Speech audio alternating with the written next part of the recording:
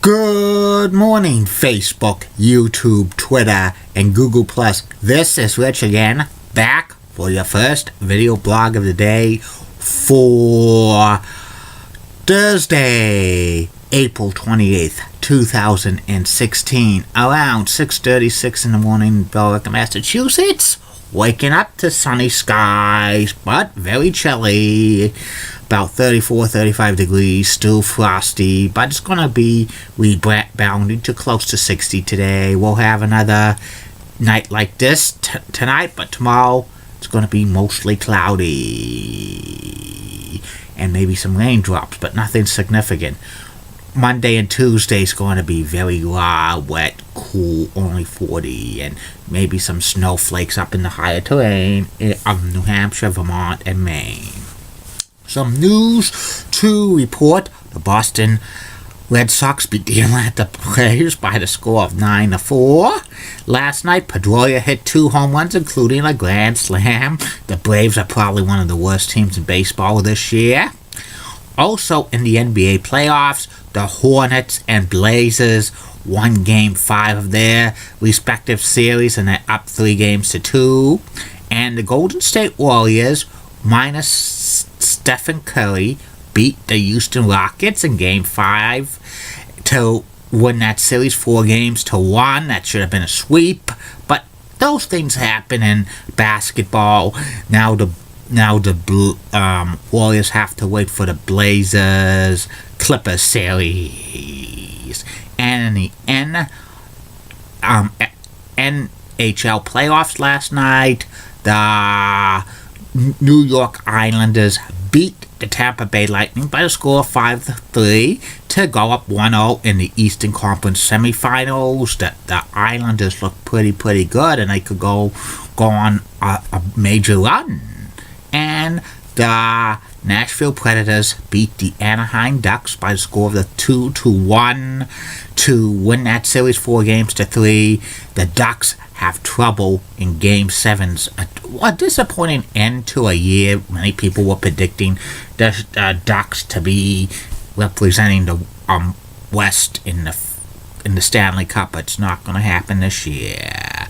The Predators go face off against the San Jose Sharks Friday. Catch all of the games on NBCSN. And that's about it on news. My first video blog subject of the day is a continuation of the top 10 everything and anything.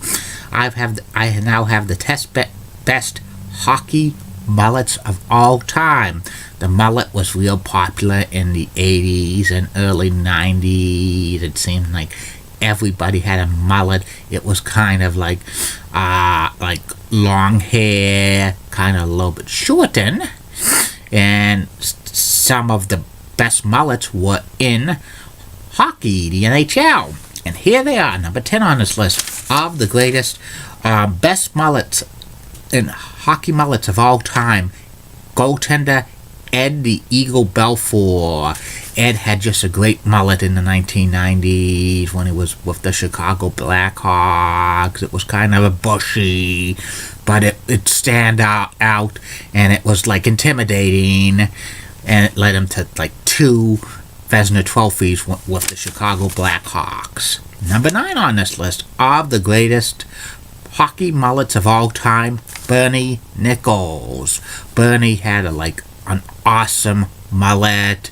It was a blonde mullet, a little bit long, but it was amazing. Number 8 on this list of the greatest hockey mullets of all time, Al Iafrate. Al had a balding mullet because he was going bald even in his 20s. He was his mullet was charismatic. It kind of resembled former WWE superstar Tatanka's, the Native American's mullet. Number 7 on this list of the greatest hockey mullets of all time, Mario Lemieux. Mario, when he first came into the National Hockey League, had a mullet. It was a curly mullet. It was awesome. He eventually cut the mullet off in the mid 1990s. It wasn't. It was. I liked his mullet. Number 6 on this list of the greatest hockey mullets of all time. Wayne Gretzky, the great one, had a mullet when he was with the Edmonton Oilers, winning a lot of Stanley Cups with it. Eventually, he kept the mullet when he was playing for the LA Kings, but eventually he cut it off. But I kind of liked his mullet a lot, and it had a lot of success with it. Number 5 on this list of the greatest hockey mullets of all time, Jaromir Jagr. For years, Jagr had that great mullet when he was with the Pittsburgh Penguins. That's when he had a lot of success. Then he cut it off, and he still had a great without it. It made a comeback in 2015, 2016 as like a gray mullet. It looked pretty good on him. Number 4 on this list of the greatest hockey mullets of all time, Ron Duguay. Ron played NHL with the Rangers and the Kings in the 70s and 80s. It was, a long mullet. It was very thick, but his mullet got him dates with a lot of supermodels, which was awesome. Number 3 on this list of the greatest hockey mullets of all time, Barry Melrose. Barry Melrose was like a career, like up and down minor league defenseman, and when he became coach, his mullet was like a signature, and he still keeps the mullet today as a very thin mullet, and it's graying for his ESPN, which looks pretty good. He's close to 60 years old. Number 2 on this list of the greatest hockey mullets of all time, Chris Simon. Chris had like a shaggy mullet, and it looked awesome. He was a little bit very intimidated with it. And number 1 on this list of the greatest hockey mullets of all time, Mike Leakey. Mike Leakey's mullet was the best. Very, very great. And it was awesome on him. And that's about it on the greatest hockey mullets of all time. Tomorrow's top 10 list will be about the top 10 current NHL coaches that could one of these days go into the Hockey Hall of Fame. 2 more video blogs coming. One will be about the sports list, a format Fox Sportsnet show. And the third and final video blog of the night will be about the WWE's Attitude Era. Keep calm, everybody. I'm a Julie Brennan guy.